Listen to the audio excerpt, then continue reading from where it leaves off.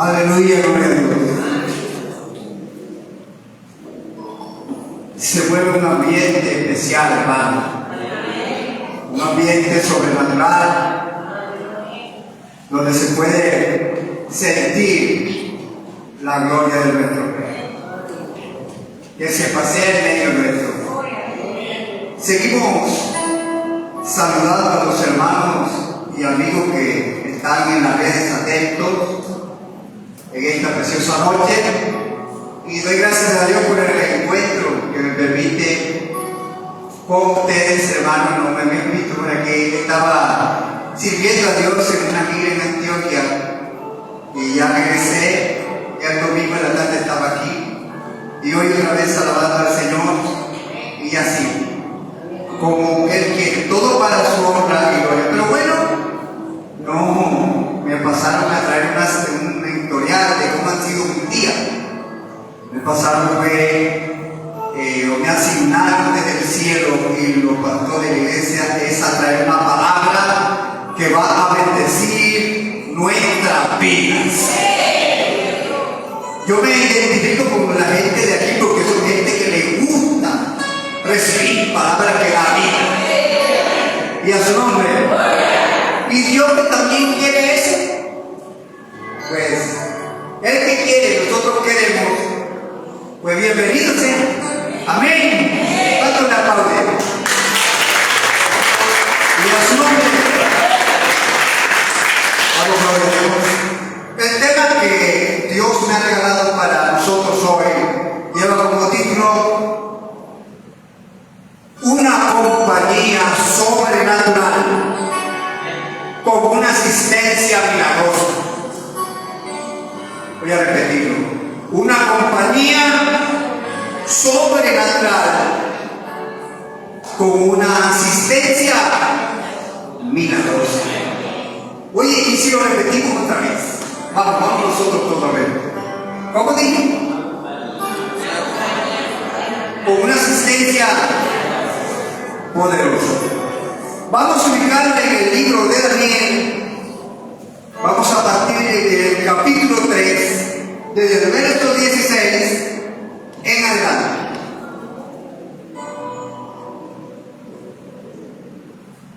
Hoy tenemos uno de los conductos maravillosos de la programación que Dios tiene en Oasis, y el culto del poder.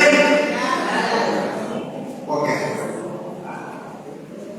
Para que usted esté conmigo aquí en la lectura, nuevamente le invito al libro de Daniel, capítulo 3, partiendo desde el verso 16 en adelante. Me regalan una señal de amén, que ya está listo. O lista. Amén. Muy bien. Leemos la lectura y oramos. Dice así la palabra de Dios. Háganlo usted compañía, por favor, certificando que es cierto lo que yo estoy leyendo aquí. A los que están en las redes, que ya tienen su Biblia en su celular o en la Biblia física, les repito a ustedes también, estimados amigos y hermanos, que es en el libro de Daniel, capítulo 3, desde el verso 16 en adelante. Y dice así la Sagrada Escritura: Sadrach, Mesach y Abednego respondieron y dijeron al rey Nabucodonosor, diciendo: no es necesario que te respondamos sobre este asunto. Oiga bien, he aquí que nuestro Dios, a quien servimos, puede librarnos del horno de fuego ardiente y de tu mano, oh rey, nos librará, si no sepa sobre él que no serviremos a tu Dios, ni tampoco adoraremos la estatua que has levantado. Entonces Nabucodonosor se llenó de ira y demudó su aspecto y el aspecto de su rostro contra Sadrach, contra Mesach, contra Abednego, y ordenó que horno se calentase 7 veces más de lo acostumbrado. El por sí que estaba caliente de sobre, con 7 veces más. Seguimos. Y mandó a hombre muy vigoroso que tenía en su ejército que atasen a estas 3 personas para que le echen al horno de fuego ardiente. Entonces los varones fueron atados, sus manos, sus calzas, sus turbantes y sus vestidos fueron echados dentro del horno de fuego y ardiendo, y como la orden del rey era apremiante, los que habían calentado en el horno, calentado mucho la llama del fuego, mató a aquellos hombres alzados que habían alzado a Sadrach, Mesach y Abednego. Y estos 3 varones, Sadrach, Mesach y Abednego, cayeron atados dentro del horno de fuego ardiendo.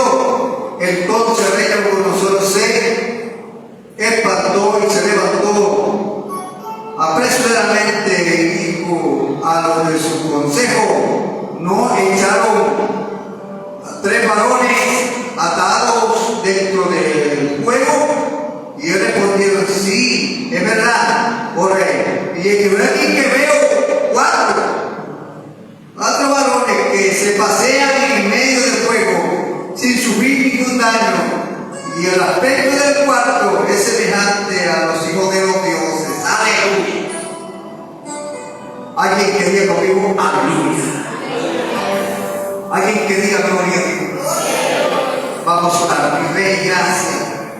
Gracias por esta palabra que va a bendecir nuestra vida, palabra que nos va a seguir direccionando, palabra que va a bajar un milagro mediante el Espíritu Santo, palabra que nos va a hacer salir de aquí, oh Dios, revestidos, llenos, saciados de tu presencia y de tu gloria, pero también con milagros a los de las redes también, Padre. Pase usted, Espíritu Santo. Amén. Y amén. Vamos a aplaudir al que todo puede. Un canto se lo merece. Y se lo merece para que aplaudir.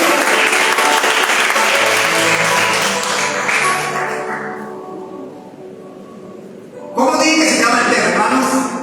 Vamos a recordarlo. Una compañía sobrenatural con una asistencia milagrosa. Amén. ¿Puede usted repetir conmigo? Echaron 3, pero se veían y había 4. Amén. Aleluya. Todo parte, hermano. Si usted lee Daniel 1:1, no me da el tiempo para llegar a todos esos detalles.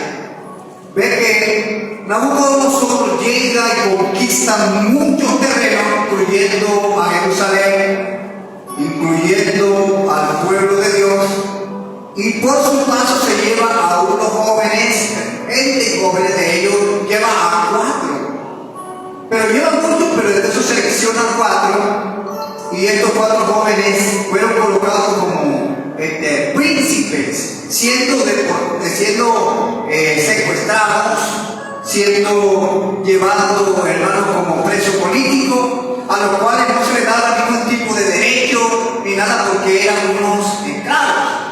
Pero miren cómo Dios iba con ellos, que Dios colocó gracia en estas personas y cómo fueron ellos, digamos, puestos en lugares de privilegio.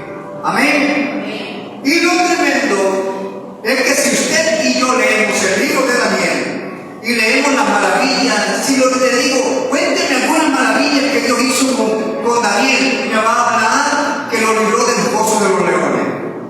Me va a hablar que Daniel duró 70 años, vieron 4 reinos y con distintos reyes que fueron transicionales 1, 2, 3, 4, y los reyes y los gobiernos eran distintos con el mismo linaje, y que sobre todo cuando Daniel fue puesto en gracia. ¿Pero por qué eso? Por la bonita cara de Daniel, amén. Porque de pronto era simpático, así como yo.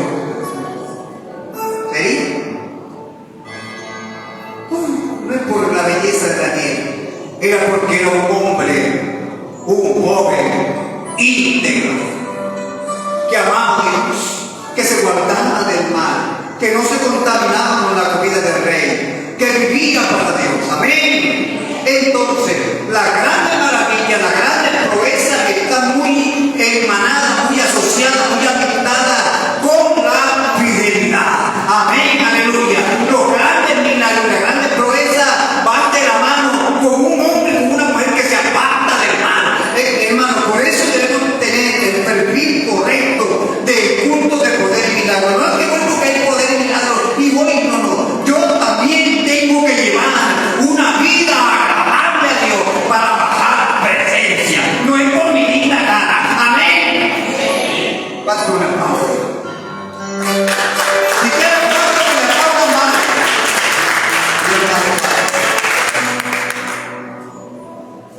y lo tremendo es que cuando llegan a estos muchachos los separan para el servicio, los colocan como príncipes, cosas que anhelaban los mismos babilonios y no les fue dado sino a ellos, y eso causó malestar. Pero ¿saben qué hicieron esto? Señores, sometieron a Daniel, sometieron a los otros tres muchachos a un proceso de culturización. ¿Un proceso de qué? Culturización. Amén. Y para ello le quitaron los ropajes hebreos y le colocaron túnica babilónica. Ya eso era un proceso para sacarlo de ese cuento del Dios hebreo y que adoraran a los dioses babilónicos. Pero no únicamente contento con ello, también le cambiaron los nombres. Por ejemplo, en ese proceso de culturización, trataron de quitar la identidad de estos muchachos. A Daniel, que significa Dios es mi juez, lo colocaron Belsasar, que en babilonio quería decir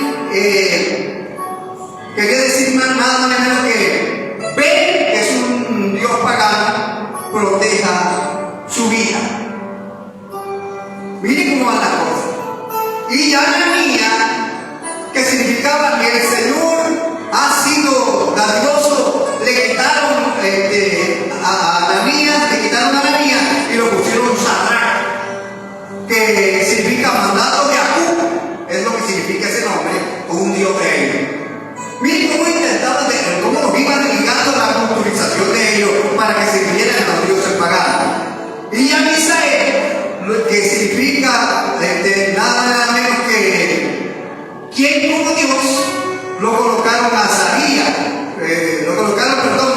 Mesach, que quiere decir ¿quién como Acú? Dios de ellos, o imagen de él. Y el último, que era Azarías, que significa el Señor es nuestro ayudador, le quitaron ese nombre y lo pusieron a Abed-Nego, que significa siervo de Nego, Dios de Nego. ¿Se dan cuenta? Le quitan la túnica, le quitan todo eso y también le ponen otro nombre con significado de allá para sacarlo del curso del servicio de Dios. Y las tinieblas jugaban un papel importante en eso, pero ¿sabe qué hizo Daniel? ¿Sabe qué hizo Azarías, Daniel, Israel? Ellos no se contaminaron con la comida del rey. Ellos seguían firmes. Le pudieron quitar la túnica, le pudieron colocar otro nombre, pero no le quitaron su convicción, no le quitaron su fidelidad. Y el resultado de eso es que Dios comenzó a hacer milagros en la tierra donde ellos estaban y ponerlos en gracia. Amén. Y a su y no contento con esto, viene Nabucodonosor, el rey máximo, el jerarca máximo, que nadie se atrevía a decirle no, fuera lo que fuera. Ahora se le da por hacer la unificación de su reino y de ello hacer una celebración casi de carácter universal, por decirlo así. Y él hace una estatua de oro y le manda a decir a todos los pueblos, los gobernantes que querían ratificar su reino, que cuando sonaran los instrumentos, después que se hubiera un silencio, todos los propios y extraños debían postrarse delante de la estatua para que así conmemorara toda su autoridad. Fueron convocados a una plaza extraordinariamente grande y así advirtió. Y cuando sonó eso, todo el mundo se postró para dar la imagen. Muy rápido se vieron 3 personas que quedaron de pie. Era fácil distinguir a 3 dentro del mundo que estaban prácticamente tirados en el suelo, ¿cierto? Amén. 3 personas. ¿Y quiénes eran esos 3? Misael, oiga bien, Ananías. ¿Y qué? Y, ¿qué me olvidé el nombre? Azarías, gracias, y Azarías. Eso que lo pusieron, Sadrach, Mesach y Abednego. Quedaron de pie. ¿Pero por qué quedaron de pie? Porque ellos eran fiscales, no señor, porque ellos eran gente que servían al Dios eterno y porque ellos los iban a doblar delante de la estatua. Así los habían puesto como príncipe. Colocar a alguien como príncipe, si era una persona que no tenía una condición firme, se corrompía y empezaba como esa posición dada, nada más ni nada menos, como era una cuestión de privilegio, le debían entonces favores al rey por haberlo colocado allí. Y si era secuestrado o preso político, cuando más. Pero a ellos no les importa eso, ellos se quedaron de pie ante la estatua.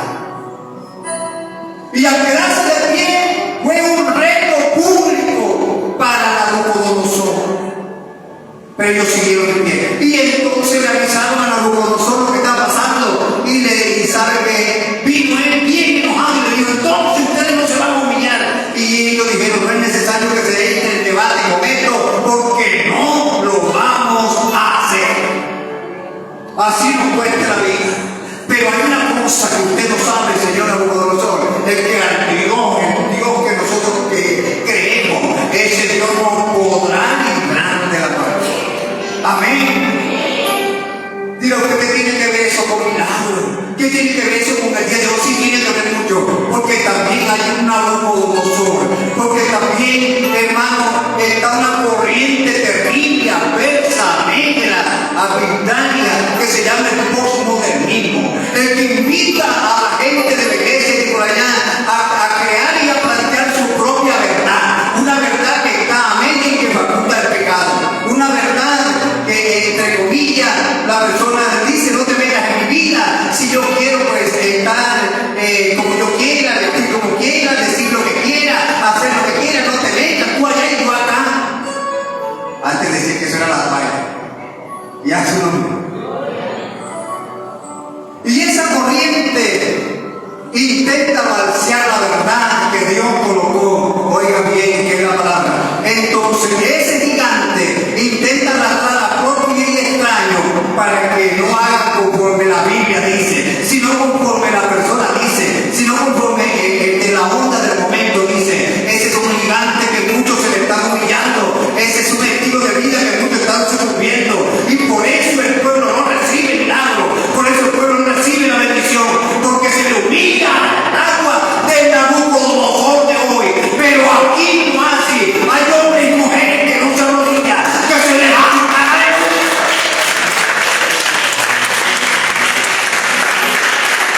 Y a su nombre, ¿quién vive? ¿Quién vive?